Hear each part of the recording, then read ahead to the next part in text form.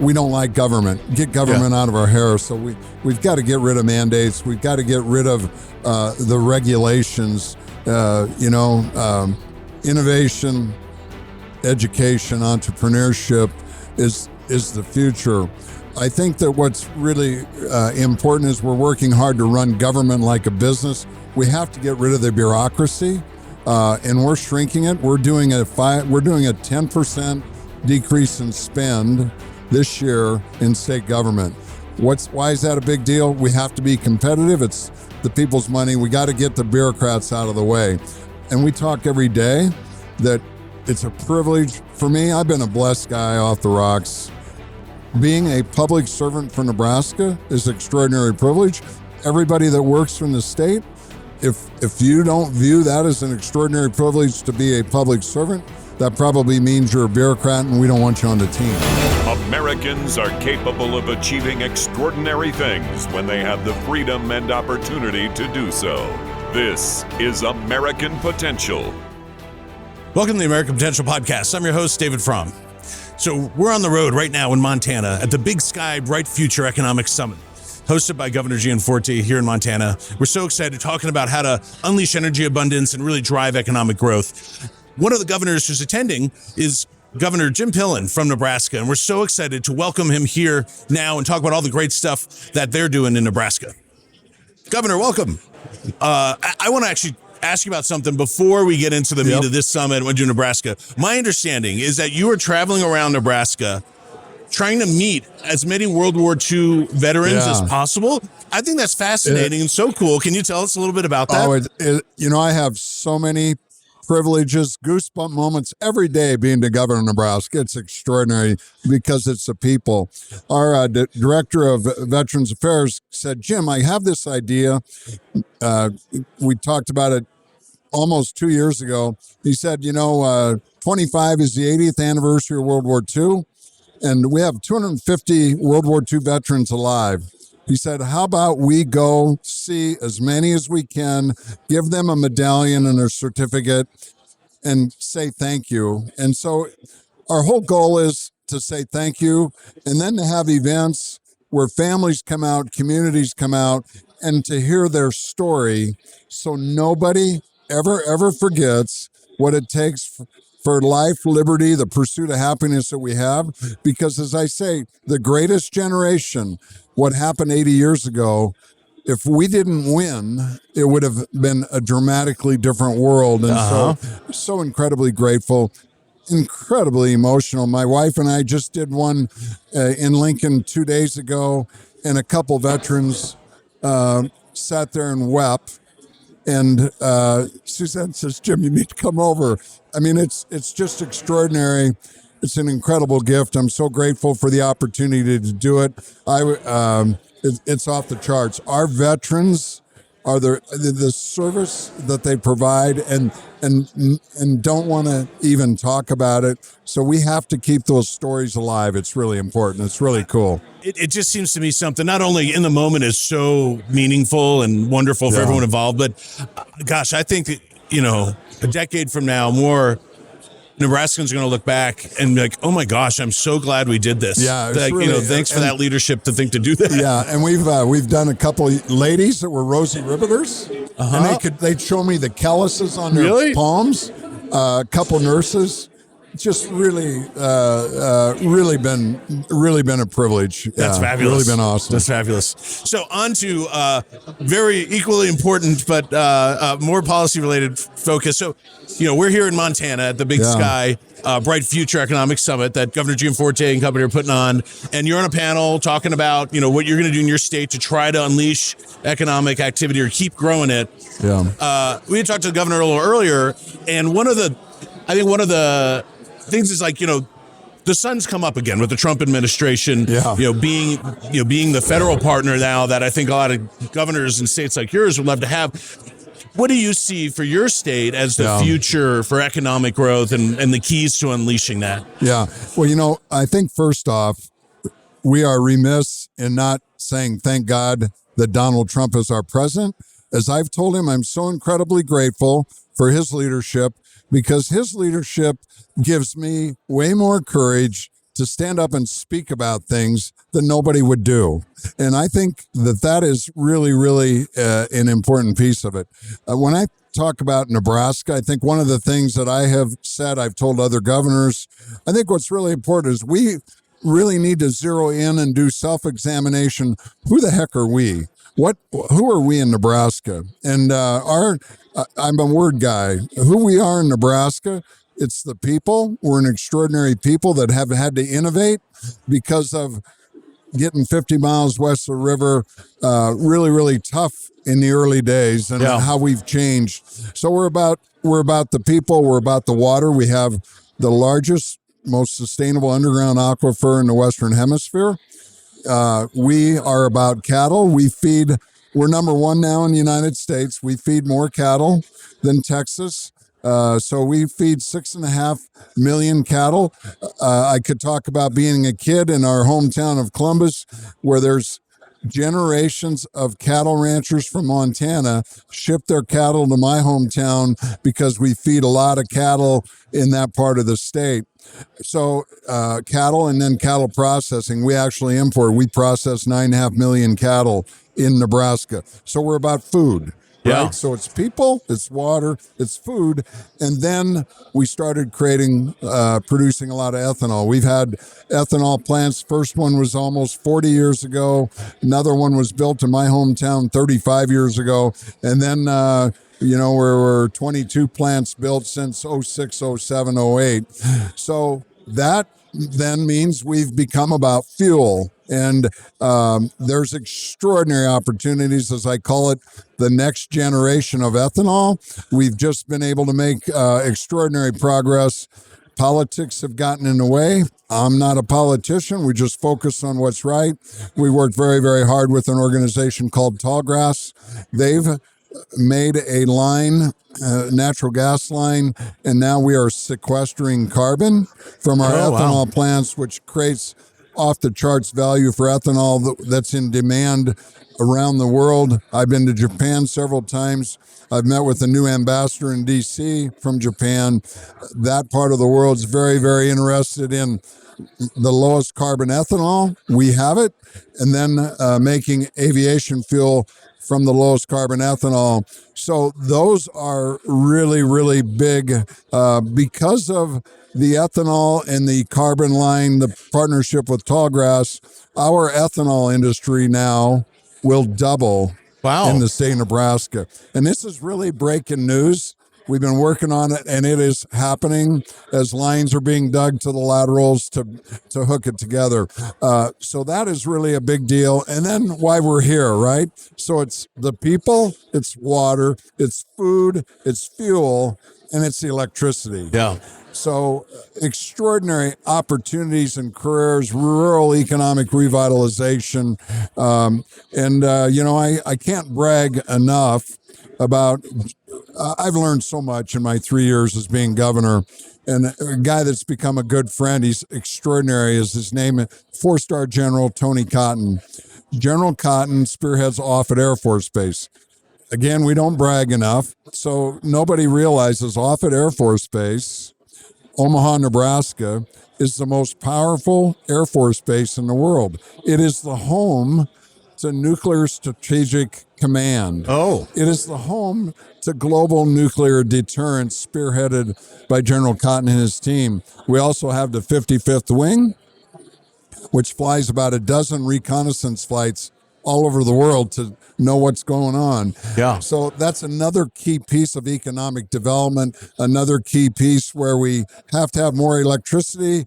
We have to have artificial intelligence so that our base is sustainable, the strongest to meet the demands. And I've learned a ton about foreign adversary. Holy cow. We've been duped, and I could go on for there. But those are, and then, we're incredible in insurance. In the insurance industry in Nebraska, there's $9 trillion in the insurance industry in the world, in the United States. We domicile $1.3 trillion of it Wow. in Nebraska. 15,000 really high skill, high paying, high demand jobs, careers. So that's gigantic. We have extraordinary large family-owned banking headed up by First National Bank of Omaha, which is diverse across the in many states. Pinnacle Bank and others. So our banking industry is incredibly strong, which allows us to have great partners. So we have the equity and capital to grow. So we've got a lot of really awesome things. I mean, we're home to 4 Fortune 500 companies, Kiewit to HDR. And we need to help those businesses grow by attracting people. Well, I've watched, from afar some of the work that you've been doing to try to, really unleash economic growth. I mean, I was always a fan of Governor Ricketts too. Now Senator Ricketts, he's doing a great job in the U.S. Senate as well. But I think that there's with the Trump administration now, there's so much opportunity and so much, hopefully, opportunity to keep implementing great plans. But what do you see as an impediment or the biggest threats to like continued growth for Nebraska? Again, I'd go off of we started our quote Doge program a month into being governor 3 years ago. I say we have to run. I come from business farming. I'm the first governor in Nebraska from agriculture in 100 years. We don't like government. Get government out of our hair. So we've got to get rid of mandates. We've got to get rid of the regulations. Innovation, education, entrepreneurship is the future. I think that what's really important is we're working hard to run government like a business. We have to get rid of the bureaucracy, and we're shrinking it. We're doing a 10% decrease in spend this year in state government. Why is that a big deal? We have to be competitive. It's the people's money. We got to get the bureaucrats out of the way. And we talk every day that it's a privilege for me. I've been a blessed guy off the rocks. Being a public servant for Nebraska is an extraordinary privilege. Everybody that works in the state, if you don't view that as an extraordinary privilege to be a public servant, that probably means you're a bureaucrat and we don't want you on the team. And we're creating a great culture, run government like a business, improve services, and we can decrease spend. So that's the first fundamental piece. And then the other is simply we have to make things. The first half of government loves to do contracts and say yes to everything. We've got to change that. We've got to say no to everything. And then the other side of government that does the regulations and welcoming doctors and educators and nurses from other states, they want to say, and beauticians, they want to say no to have the control. That's backwards. They've got to say yes. And then we only need to be focused on what we're needed in. Mm-hmm. There's way too many parts of government in the state of Nebraska where, gosh, what are we doing at? So we've really been working hard in all of our agencies to make sure, as I say it, I got a lot to learn the business of state government. And every one of our agency heads, I say, look, we got to work our tails off every day to learn our business better so we can find every fat corner and get it out of here. And so we're really working hard at that. Why is that a big deal? Because that gets us competitive with tax policy. We're the third highest in property taxes in the country. We have to fix it. We have to lower our income tax because tax policy means a big difference for business and being business friendly.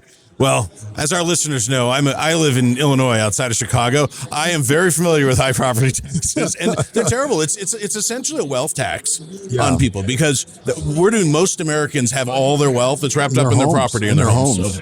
So God bless. Yeah.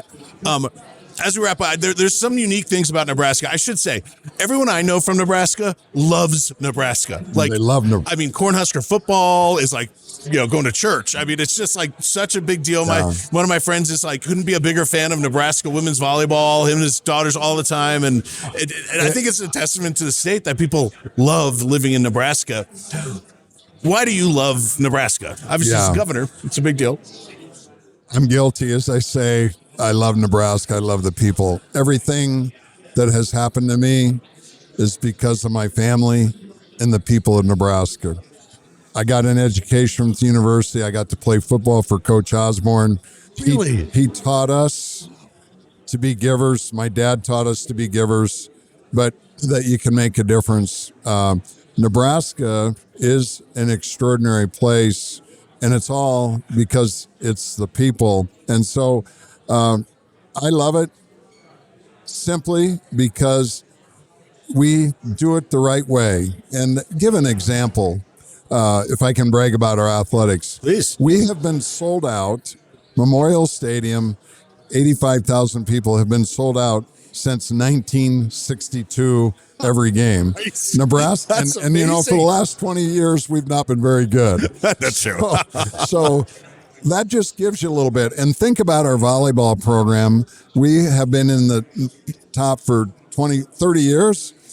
Every little girl growing up wants to be a volleyball. What's so awesome about those things is it brings us together in, as we say, all kinds of weather. But here's what's incredible that nobody knows. Our athletic department is in one of the best financial shapes of any in the United States of America. Every woman, every female athlete at the end of this year will be on scholarship. Oh, wow. Every female athlete will be on full scholarship. There's no other program in the country that can say that. We will exceed any goal of original Title IX 52 years ago. Those are things that are really big. We have young ladies that I have met that have transferred from other schools. They said, we can't believe it here. We are treated exactly the same as a star quarterback. I call that the Nebraska way. That's fabulous. That really is. As the father of a female college athlete, I can really appreciate that. Well, Governor, I'm excited about the work that you're doing in Nebraska. Thank you. It's a great state, but making it greater and greater. That's what I said. My favorite saying is, together we can. We have just a great team of people. We have incredible support across the state, and we have Nebraska. We're doing a project. We call it 6 regions, 1 Nebraska. Nebraska is 500 miles long, almost 300 miles wide. We have 6 extraordinary community colleges. And so each of those are different regions of the state. And we're bringing people together. I've been at meetings this past week where they're working hard to find the opportunities to bring communities and solve problems, create opportunities to, whether it's workforce housing, whether it's child care, coming together. How do we solve that? How do we grow our communities? How do we have incredible communities? How do we have great health care? And so it's so awesome because we don't need government. We need business leaders, farmers and ranchers, community leaders to come together and make things happen. I'm really proud of the work Nebraskans are doing. Well, that sounds fabulous. I'm excited to see the results. Yeah. I really appreciate you joining us here up in Montana. And for this conference, I hope your panel is great later today. And I appreciate your leadership. Hey, thank you for having me on, David. Great to meet you. Thank you. You need to get your way out of Illinois more often. I'll give you that. I know, I do.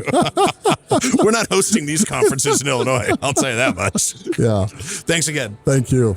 If you like this episode, please subscribe to our channel and like us online at Facebook, Instagram, or YouTube. And remember, liberty and freedom are easily taken for granted. Don't take it for granted. Go out there and defend freedom and liberty. Thanks for joining us, and we'll see you on the next episode. Thank you for listening to American Potential. You may listen to more stories from Americans working every day to expand freedom and opportunity in their communities by visiting AmericanPotential.com.